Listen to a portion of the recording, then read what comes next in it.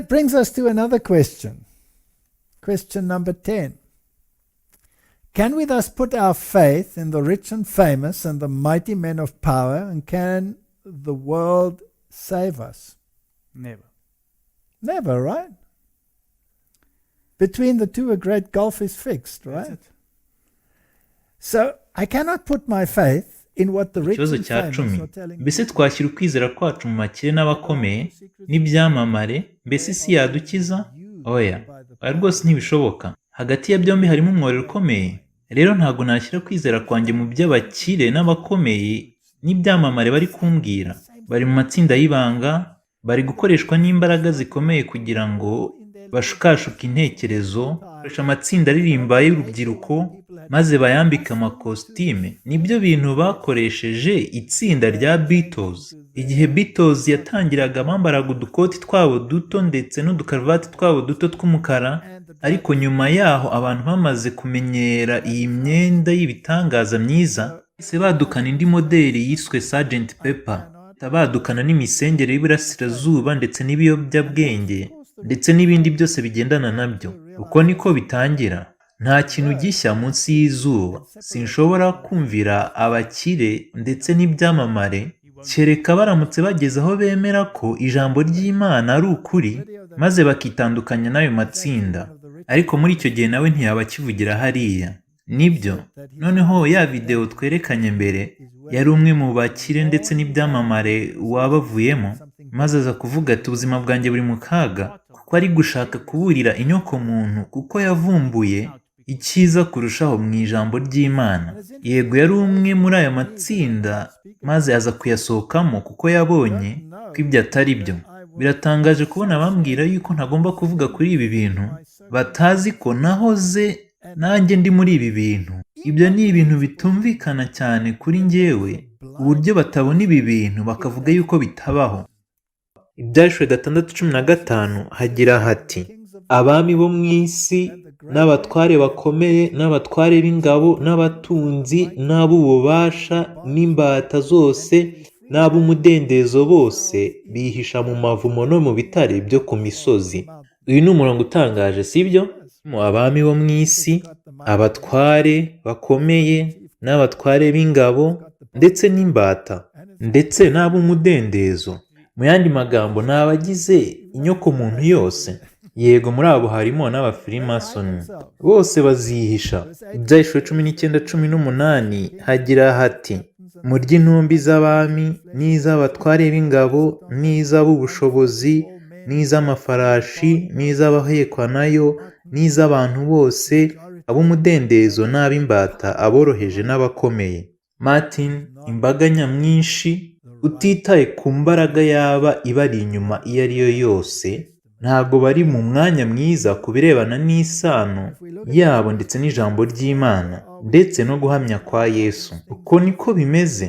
igihe rero turebye kuri ibi bibazo by'aho tugeze mu ruhererekane rw'ibihe uko ibintu bigenda bihishuka mbese uku kwishyira hamwe kuri kugenda kubaho mbese turi kubibona byihuza n'izo mbaraga eshatu za Babuloni niba utari kubibona haba hari ikibazo none abantu b'Imana bafitiye inshingano kandi bagomba gukora iki aha rero niho bibera ingenzi kuko uyu munsi nuramuka ubonye ko turi ku iherezo ko turi kwiruka tugana ku murongo w'iherezo ibyo byagakwiye gutuma amatwi ya buri umwe acura injereri tugomba rero kuba abantu bita ku bintu cyane ibendera ry'ukuri ndetse n'umudendezo w'idini ryazamuwe n'abashinze itorero rishingiye ku butumwa bwiza ndetse n'abahamya b'Imana mu binyejana bitandukanye uko byagiye bikurikirana uyu munsi byashyizwe mu biganza byacu inshingano kuri iyi mpano ikomeye cyane iri mu biganza by'Imana yahaye umugisha wo kugira ubumenyi ku ijambo ry'Imana tugomba kwakira iri jambo nk'aho rifite ubutware butavuguruzwa ibyo rero bitwereka aho dukwiye guhagarara tugomba gufata ubutegetsi bwa guverinoma z'abantu nk'aho zashyizweho n'Imana kandi tukigisha kuzumvira nk'aho ari inshingano yera ariko kugeza aho zemererwa gusa ariko mu gihe ibyo zisaba biri mu makimbirane n'iby'Imana isaba tugomba kumvira Imana kuruta abantu ijambo ry'Imana rigomba gufatwa ko riri hejuru y'amategeko yose ya kimuntu. Niko Uwiteka avuga, ntabwo bigomba kwegezwayo ku bwa niko itorero rivuga cyangwa niko leta ivuga. Ikamba rya Kristo rikwiye gushyirwa hejuru y'amakamba yose yo mu isi. Ni ibintu bigaragara hano cyane. Iyi rero niyo nshingano yacu, iyo niyo nshingano yacu mu itorero. Kandi ni ingenzi cyane gusobanukirwa neza n'igihe itorero cyangwa se leta bari kuvuga barwanya Imana. Kandi igihe kimwe ni ingenzi cyane kuvuga ukuri n'iyo kwaba kunyuranya n'ibyo bamwe bari kuvuga. Ibyo biratujyana ku kibazo gikurikiyeho. Ni ibiki byabaye ku bagabo bakomeye bo mu bihe byashize barwanyije ubushake bw'Imana?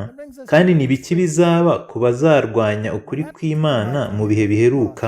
Ndatekereza ko buri wese ashobora kubona ko igisubizo kuri iki kibazo kigaragara, ariko reka turebe gakeya kuri bamwe muri bo. Kayini, Nimurode, Abanyashuri, ubwami bwo muri Daniyeli igice cya 7, ndetse n'umunyabugome. Mbese iherezo ryabo ryari rihe kandi rizaba irihe? Urwa kabiri rw'Abatesalonike igice cya 2 umurongo wa 3, ntihakagire umuntu uboshya uburyo bwose, kuko uwo munsi utazaza kurya kwimura Imana kutabanje kubaho, kandi urya munyabugome atarahishurwa ari we mwana wo kurimbuka.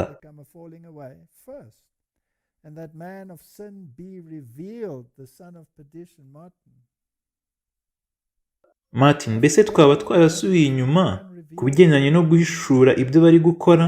Ni umubisha wishyira hejuru y'icyitwa Imana cyose cyangwa igisengwa kugira ngo yicare mu rusengero rw'Imana yiyerekane ko ari Imana.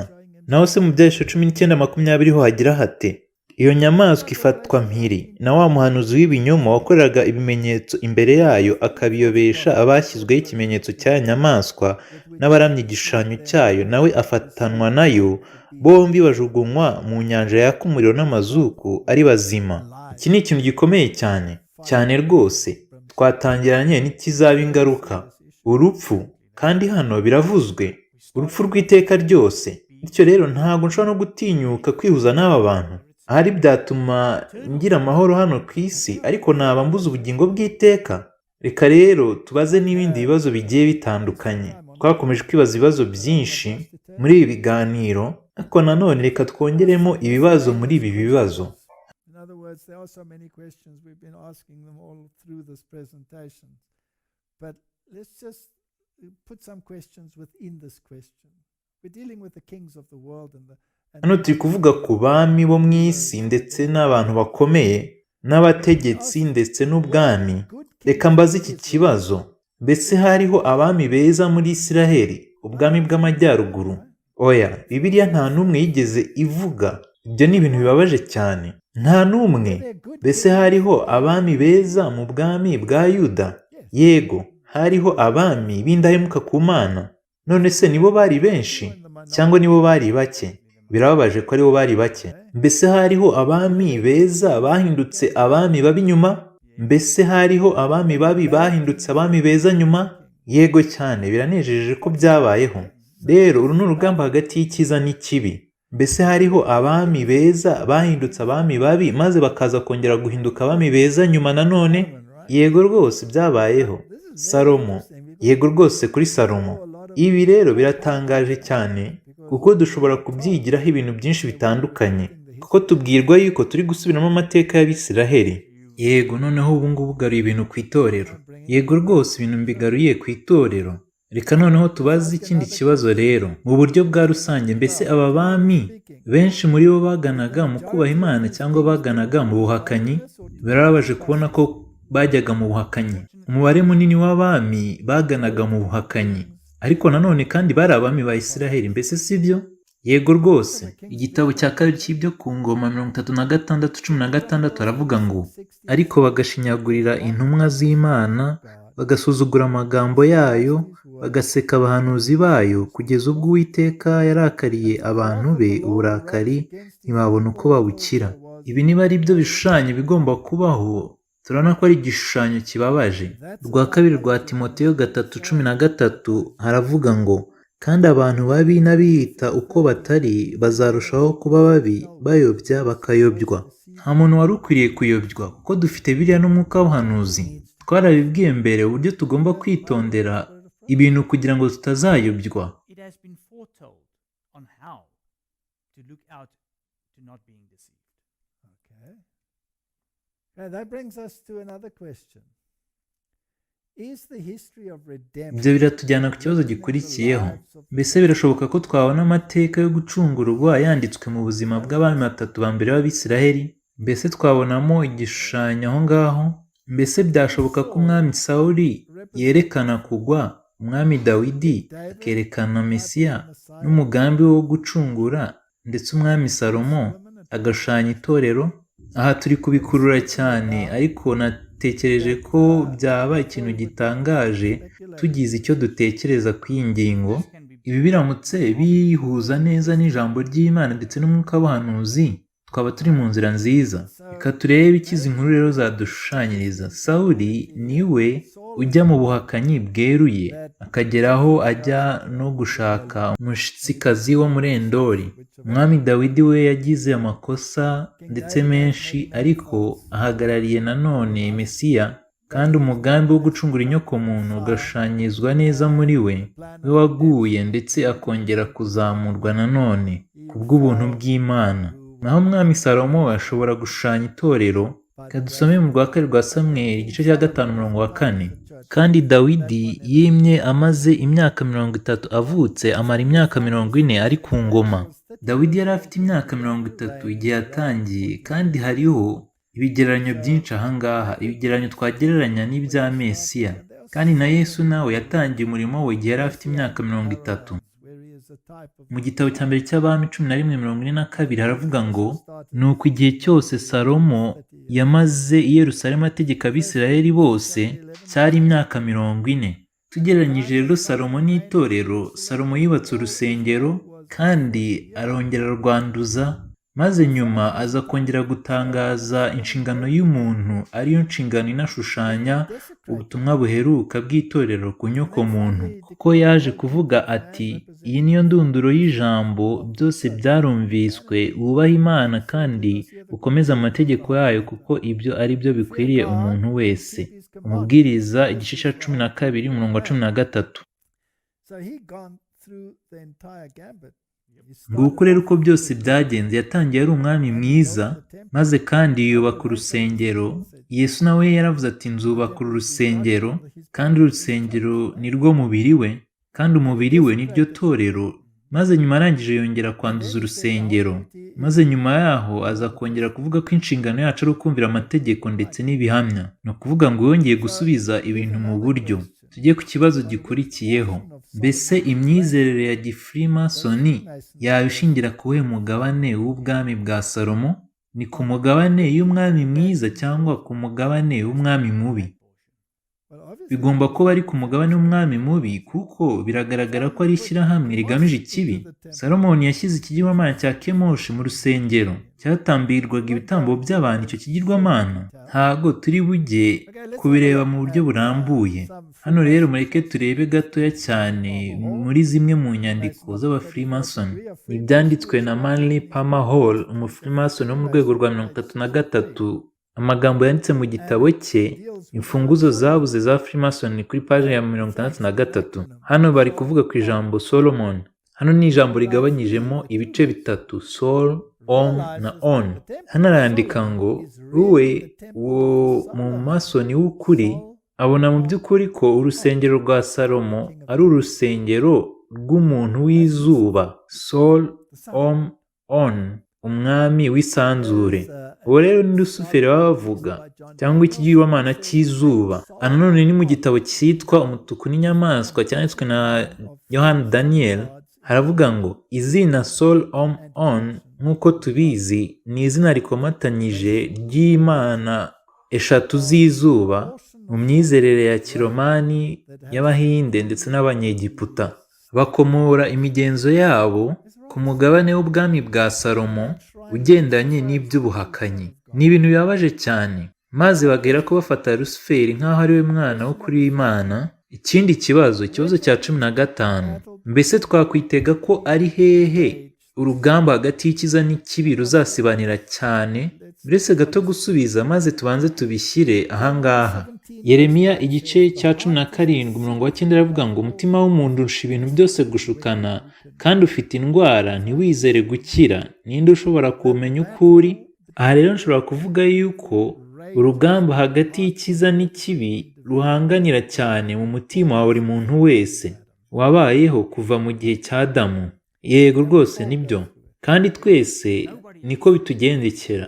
Nta muntu n'umwe utahura nabyo, nta muntu n'umwe ubohowe kuri uru rugamba. Ntushobora kuvuga uti njyewe nageze iyo njya ntago nkifite urugamba rwo kurwana.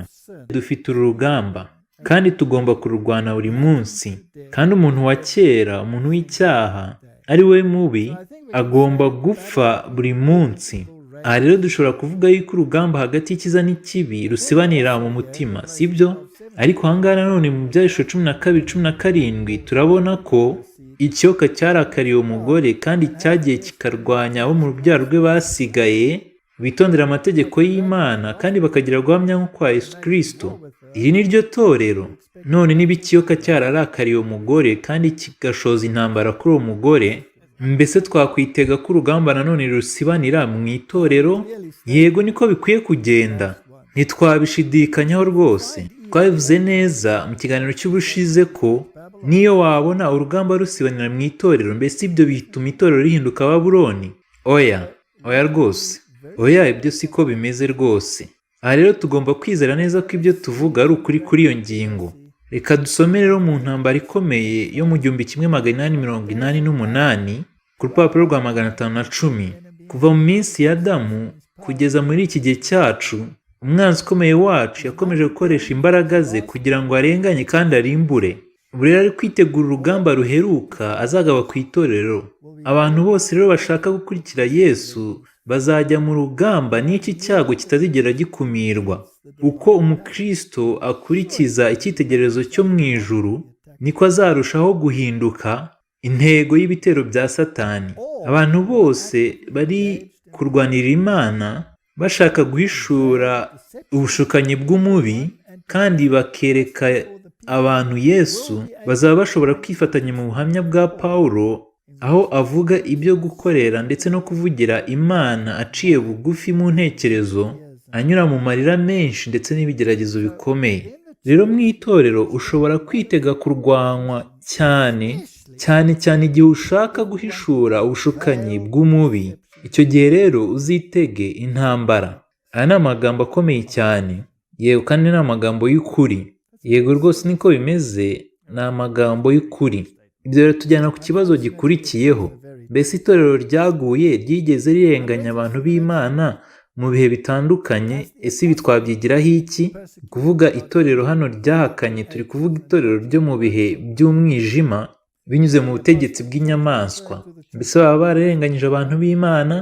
Yego, cyane rwose badacogora. Mbese dukwiye kubyigiraho? Yego, tutabyigiyeho natwe ubwacu twazabisubira.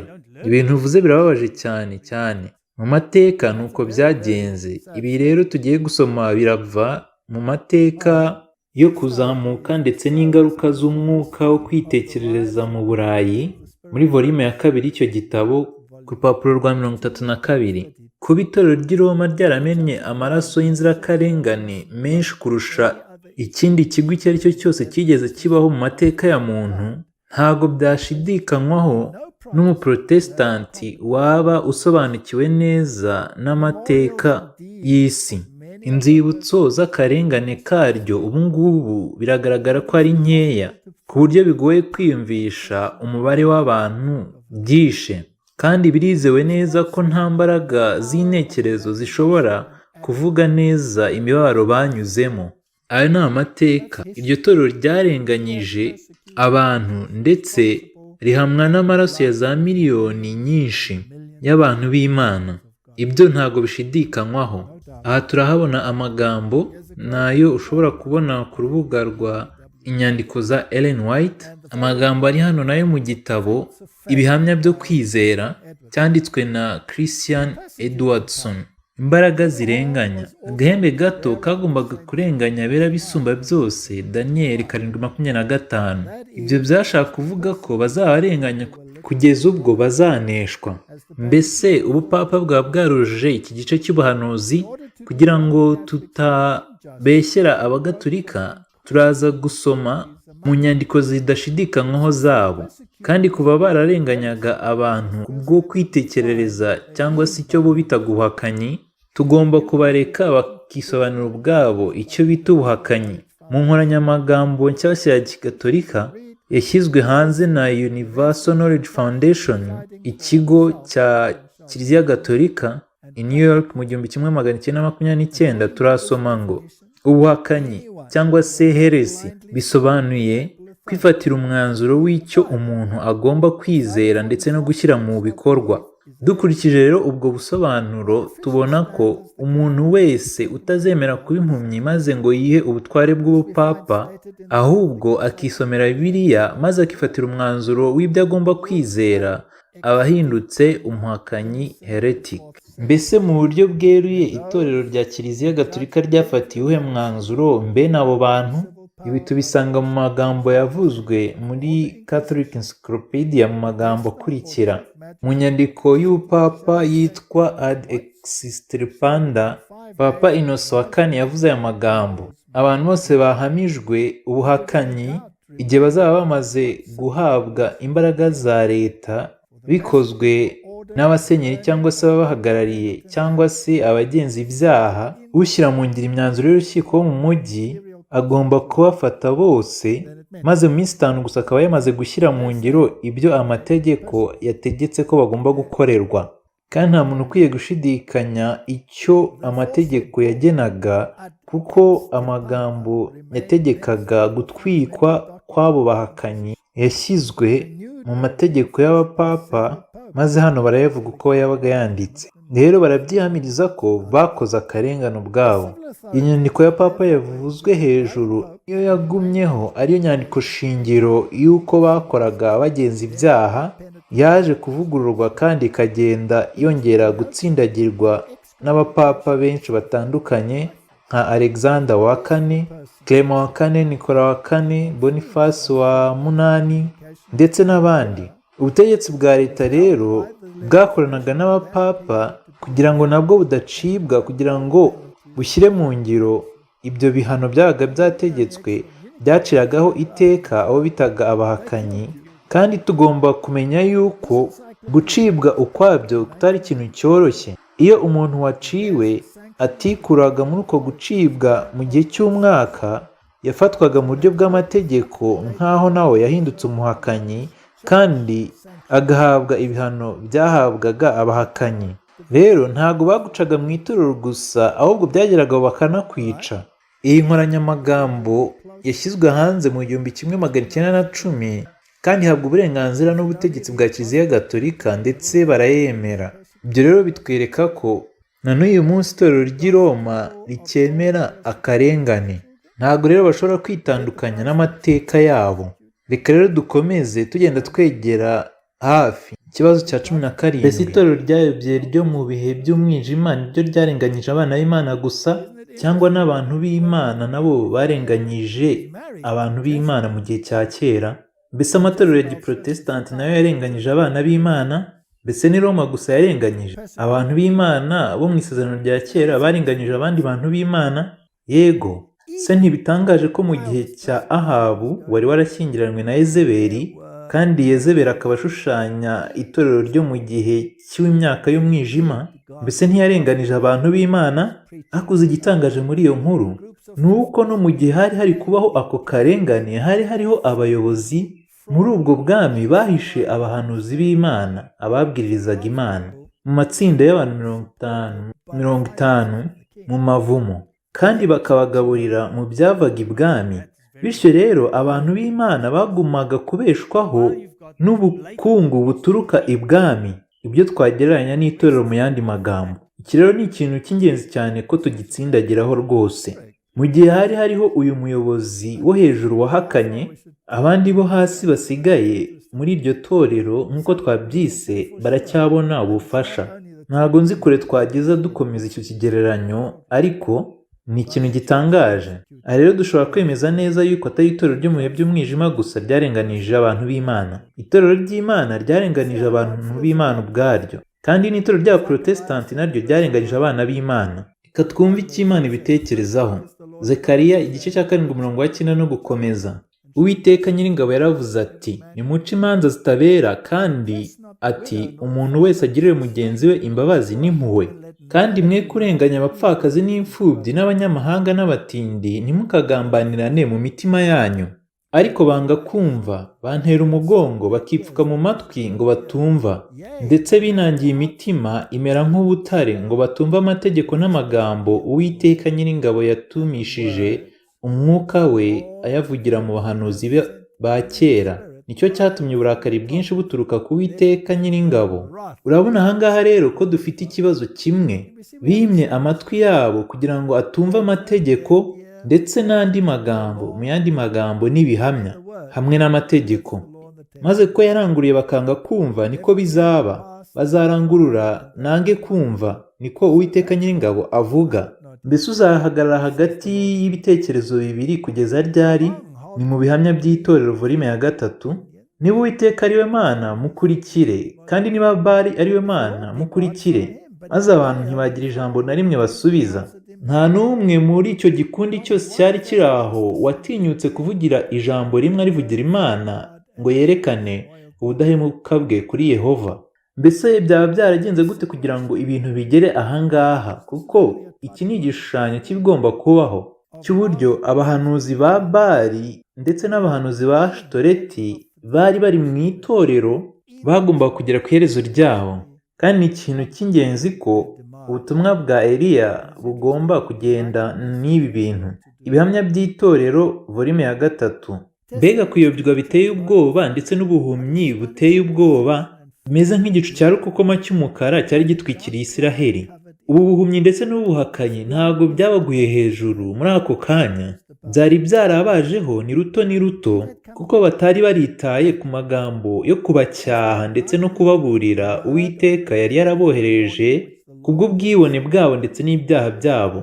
Bityo rero muri ako kaga kari gateye ubwoba imbere y'abatambyi b'ibigirwamana kandi n'umwami wari warahakanye, byatumye batagira uruhande bafata.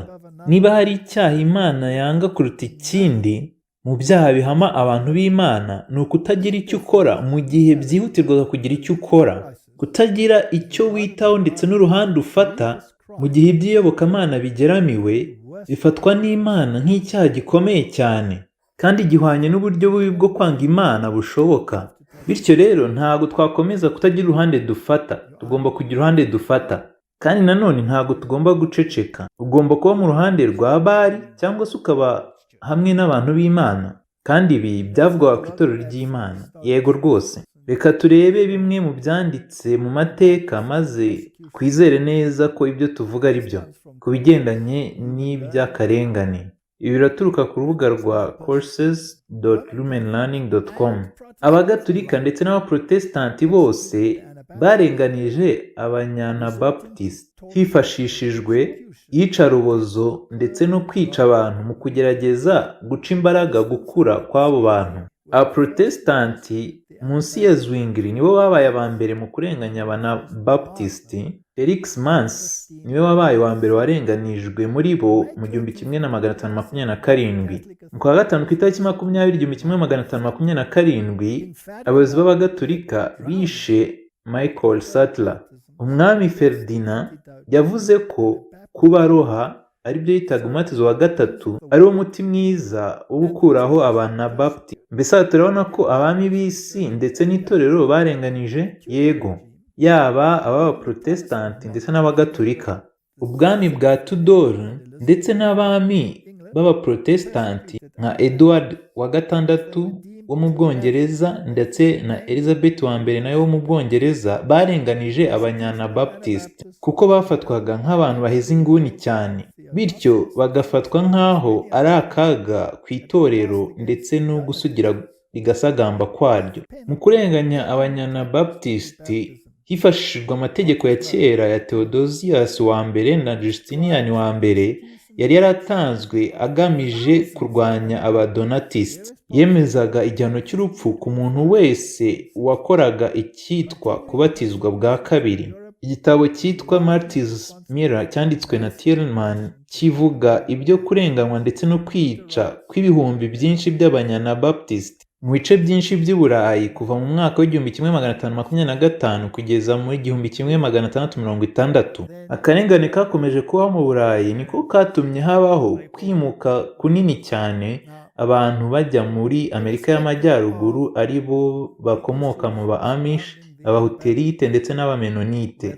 Rero aha turabona ko akarengane kagiye gakoreshwa mu bihe byinshi by'amateka. Niba utemeranya n'abantu bikavuga yuko bagomba kugukuraho, yaba kiliziya ndetse n'abaprotesitanti, tutitaye ku birebana n'inyigisho z'aba-anabaptisti ndetse n'ibibazo byazo, kuba bari bafite imyizerere y'ubuhezanguni. Ikibazo ahangaha dushaka kureba ni iyihe mpamvu barenganijwe? Kwari ukubera ko babatizaga abantu bakuru? Mbese ibyo biri mu byanditswe byera? Mbese baba barishwe kubera icyo kintu bizeraga kandi kiri mu ijambo ry'Imana? Yego. Se byaba bimeze gute kuba Amish ndetse n'abamenonite, tutitaye wenda ku zindi nyigisho zindi bari bafite? Barenganijwe kuko bagize amakimbirane n'itorero, nubwo ndetse nyinshi mu nyigisho zabo nazo zari zishingiye ku byanditswe byera. Mu by'ukuri James Madison wavukiye muri Port Conway muri Virginia muri Leta Zunze Ubumwe za Amerika mu 1751 yavuze aya magambo: intego yo gutandukanya itorero na leta ni ukugumisha hakurya y'inkombe zacu amakimbirane ahoraho yajanditse ubutaka bw'Uburayi mu maraso mu binyejana byinshi. Bityo rero iyi ni intambara yahozeho kuva igihe kinini cyane. Bisa nkaho rero mfite ubwoba bwo kubaza ikibazo kigiye gukurikiraho. Ariko mbere yuko tugera aho ngaho, reka tubanze dusome aya magambo. Muri buri gisekuru Imana yagiye yohereza abagaragu bayo kugira ngo bacyahe icyaha, yaba mu isi ndetse no mu itorero. Ariko abantu bakunda ibintu biryohereye byoroheje ko ari byo bibabwirwa, maze ukuri kwera kutavangiye kukaba ukuri kutemerwa. Abagorozi benshi bagitangira umurimo wabo biyemeje kugira kwitonda kugira ngo batagaba ibitero ku byaha by'itorero ndetse n'iby'igihugu. Bizeraga ko kubw'imyitwarire yabo myiza n'urugero rwiza rwa Gikristo bashobora kuyobora abantu kugaruka ku mahame ya Bibiliya. Ariko umwuka wera w'Imana wabajeho nk'uko waje kuri Eliya, maze rero ntibabashaga kwifata ngo batigishe ukuri kweruye kw'ibyanditswe byera. Inyigisho bagiye bibuza kenshi kubwiriza. Basunikirwaga kuvuga ukuri mu butwari ndetse n'akaga kabaga kugarije imitima. Amagambo Imana yabahaga bayarangururaga badafite ubwoba bw'ingaruka, maze abantu bagasunikirwa mu kumva umuburo wabo. Rero ahangaha natwe niho duhagaze. Dukeneye kuvuga iby'Imana ishyira mu ntekerezo zacu, ndetse niyo byaba bidushyira mu bihe by'amakimbirane, nk'uko twabisomye mu magambo abanza ngo Imana yanga kutagira uruhande ufata mu gihe iby'iyobokamana byugarijwe. Aha rero no hari ikibazo nsa nkaho mfite ubwoba bwo kwibaza, mbese buri gihe cyose itorero ry'Imana ryasigaye ryagiye rifata neza abana b'Imana? Mbese ryagiye rifata neza abahanuzi ndetse n'intumwa z'Imana? Mbese biranashoboka ko abasigaye bazarenganya abana b'Imana nabo mu gihe kizaza? Aha ntabwo turi kuvuga abasigaye, ahubwo turi kuvuga itorero ryose muri rusange. Yego, birumvikana ko dufite ubwoko bw'abantu benshi batandukanye muri iri torero, ababi n'abeza, kandi iri torero ntabwo twaryita Babuloni, nubwo bamwe mu barigize birumvikana batari mu ruhande rw'ubutumwa bwiza. Mbese twamenya gute ko batari mu ruhande rwiza rw'ubutumwa bwiza? Kuko batakizera Bibiliya ndetse n'umwuka w'ubuhanuzi. Urwo ni urugero tubareberaho. Reka rero ahangaha tuhitondere cyane, tudahindukiriza intwaro zacu kurwanya itorero. Itorero riri ku rugamba.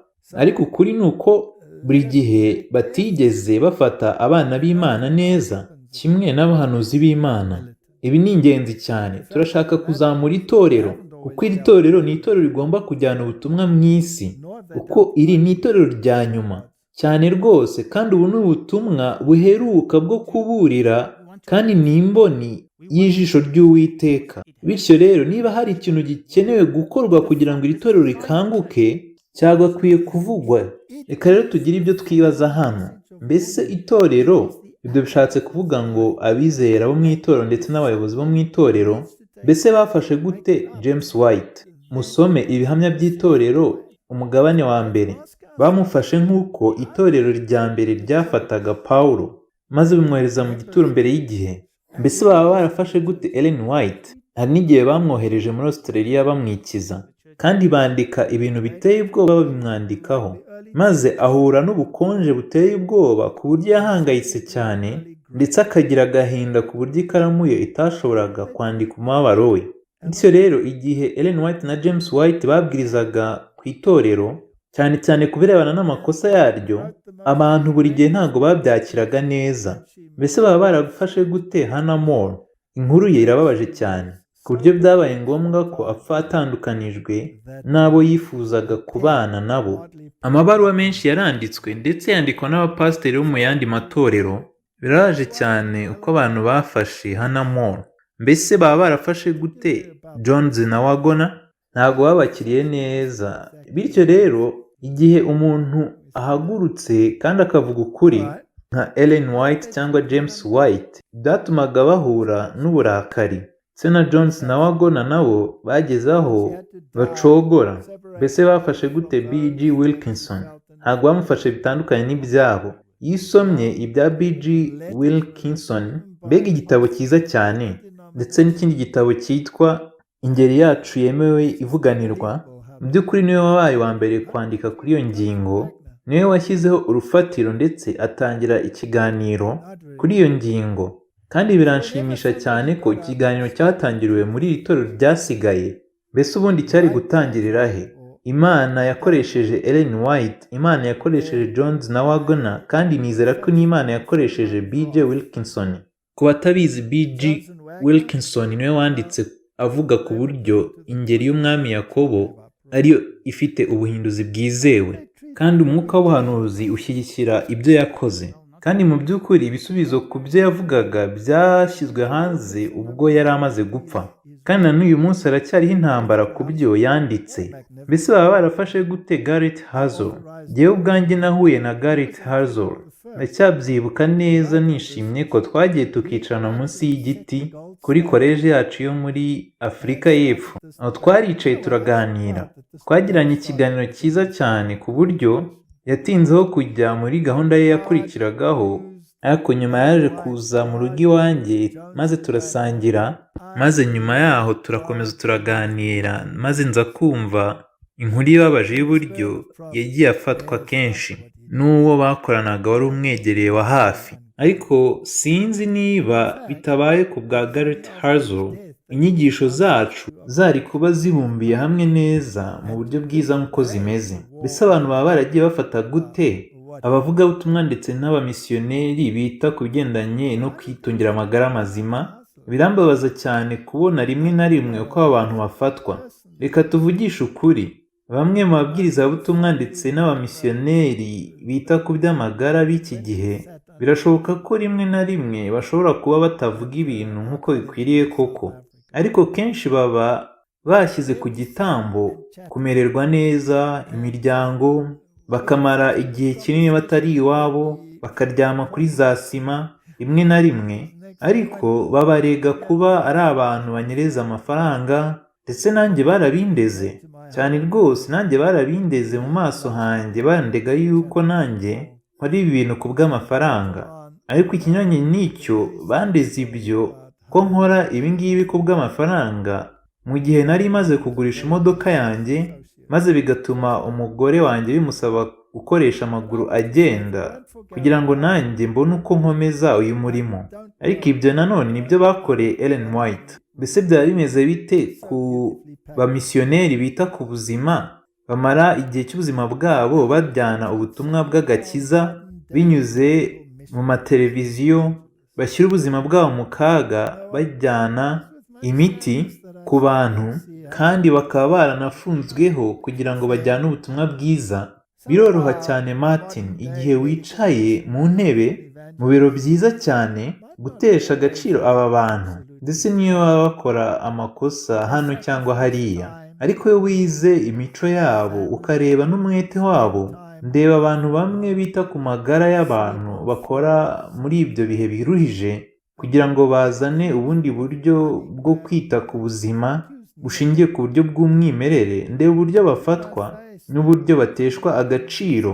Ibi ni ibintu bibabaje ndetse cyane. They accused me of doing it for money when I just sold my car and my wife had to walk so that I could go and continue the work. But they did the same to Ellen White. What about some of our medical missionary workers that spend their lives? Mbese twakwitega iki ahazaza? Urwa kabiri rwa Timoteyo 3:12 haravuga ngo, icyakora n'ubundi abashaka kujya bubaha Imana bose bari muri Kristo Yesu bazarenganywa. It's so easy, Martin, when you sit at a desk in some fancy office to run. Ariko ndashaka kubwira abamisiyoneri bacu, ndashaka kubwira ababwirizabutumwa bacu, ndashaka kubwira abantu bacu bakora mu mashyamba bakajyana ubutumwa bw'ubuzima bwiza ku bantu b'abakene ndetse n'abantu badashobora kubona ubufasha. Ndashaka kubabwira ngo ntimugacike intege. Nibyo byabaye ku ntumwa z'Imana zo mu gihe cyashize.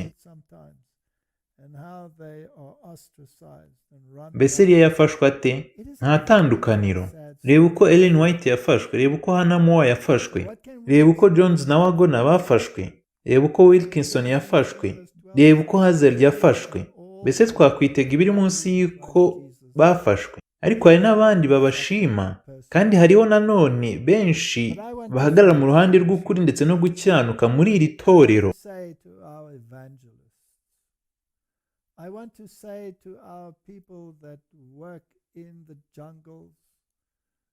Iri ni itorero ry'Imana, ndetse nubwo rizabamo abantu bashaka kurenganya ababwiriza ukuri, harimo n'abandi benshi cyane bakunda ukuri, kandi umucyo wabo uzarabagirana igihe kizaba kigeze.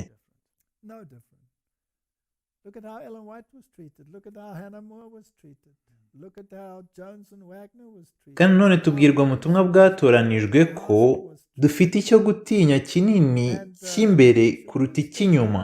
Inzitizi zo kubona imbaraga ndetse no gutsinda zituruka mu itorero ubwaryo kuruta mu isi. Abatizera bafite uburenganzira bwo kwitega ko abavuga yuko bakurikiza amategeko y'Imana ndetse no guhamya kwa Yesu bagakwiye kuba bakora ibiruta iby'abantu bose mu guteza imbere ndetse no kubaha binyuze mu buzima bwabo budahinduka ndetse n'icyitegererezo cyabo cy'ibyo gukurikiza iby'Imana ndetse no kugira impinduka bateza kubw'ukuri bahagarariye. Ariko se ni kangahe abavuga yuko bahagarariye ukuri babaye inzitizi mu kuguteza imbere?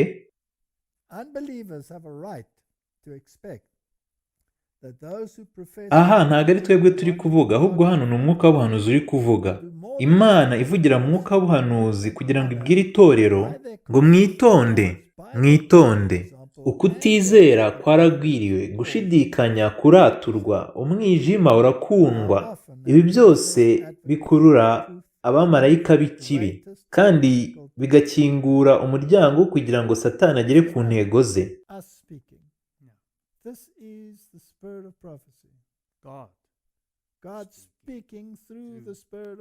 Hejuru y'ibyo byose ariko, iri torero ni imboni yo mu jisho ry'Uwiteka. Niryo yitayeho kurusha ibindi bintu byose.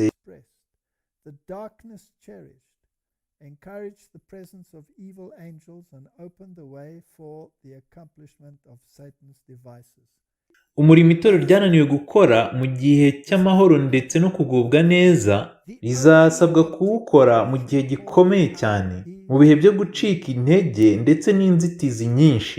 Imiburo kwisanisha n'isi byagiye bicecekesha cyangwa bigakumira, izaba isabwa gutangwa mu gihe hariho kurwanywa gukomeye kw'abanzi b'ukuri.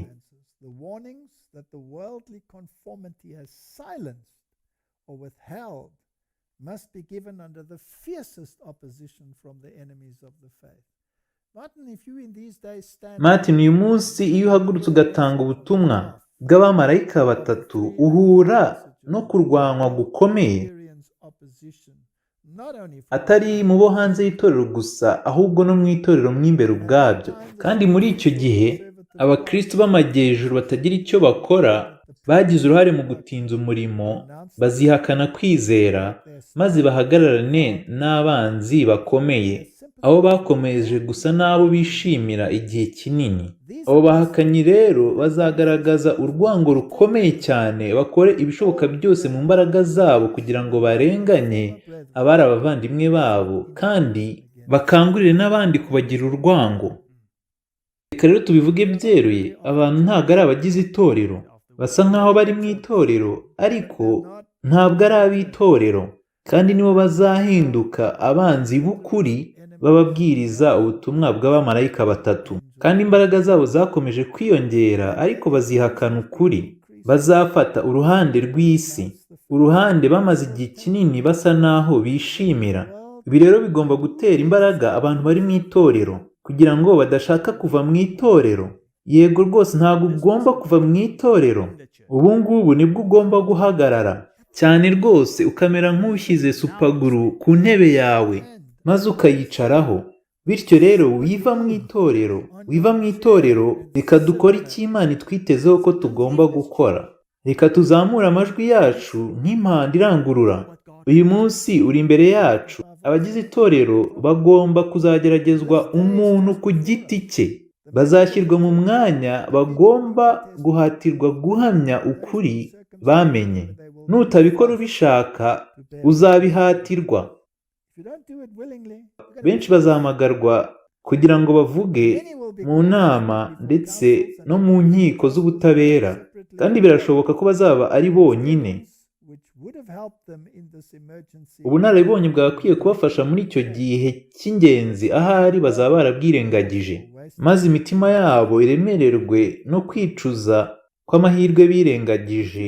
Nubwiriza ubutumwa maze ukabona abakurwanya, ibyo bigutoreza kugira ngo witegure ibigiye kuza.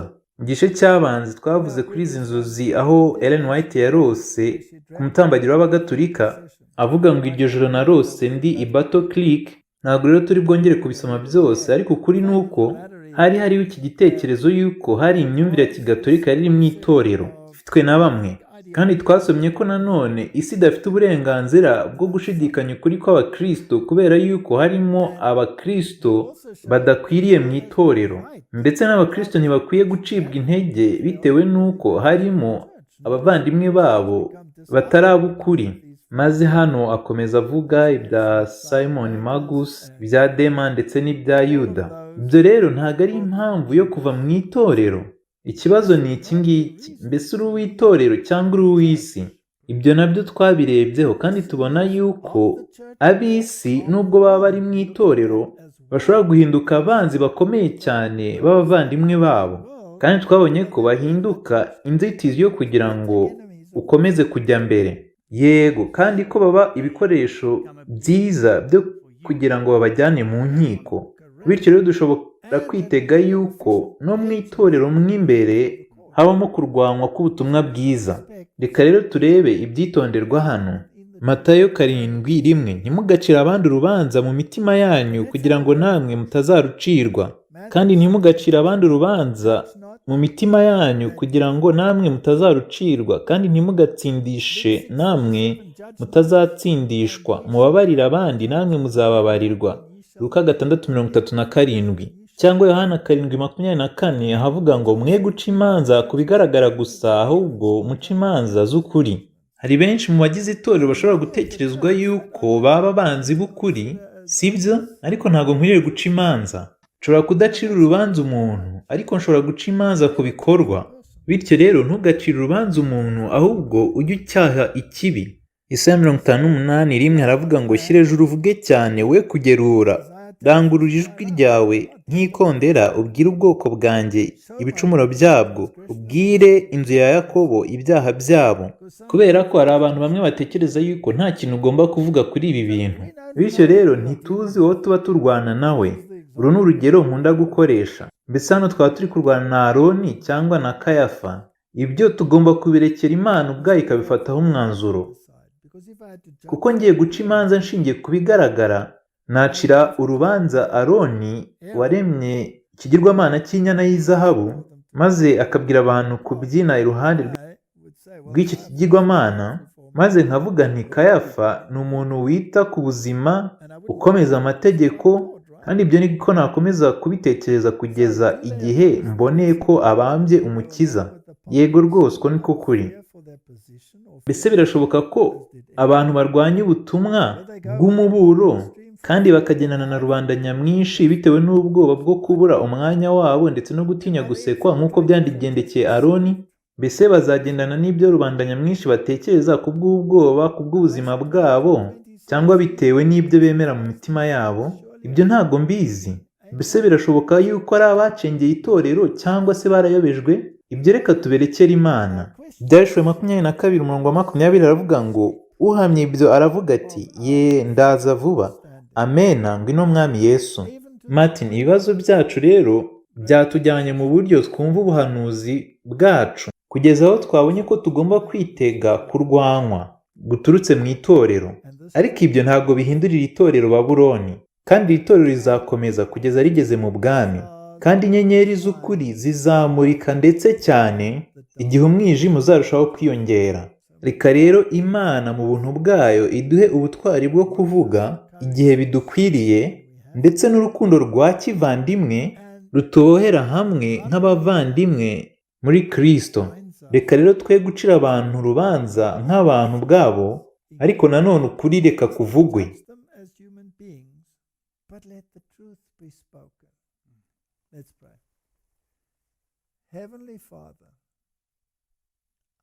Reka dusenge. Data wo mu ijuru, mbese ibi bintu twakwiye kubikemura dute? Abantu benshi bari kuvuga ngo ntago twemeranya n'ibi cyangwa biriya.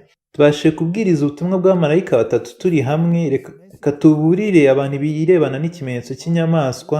Reka tugire ubumwe ndetse no gufashanya mu butumwa bw'abamarayika batatu, kuko nta kindi kintu twemerewe kuba dushyizeho intekerezo zacu. Warakoze ko wemeye ko tuba abakizamura ijwi ryabo bavuganira ijambo ry'Imana ndetse no guhamya kwa Yesu. Urakoze mu izina rya Yesu. Amena.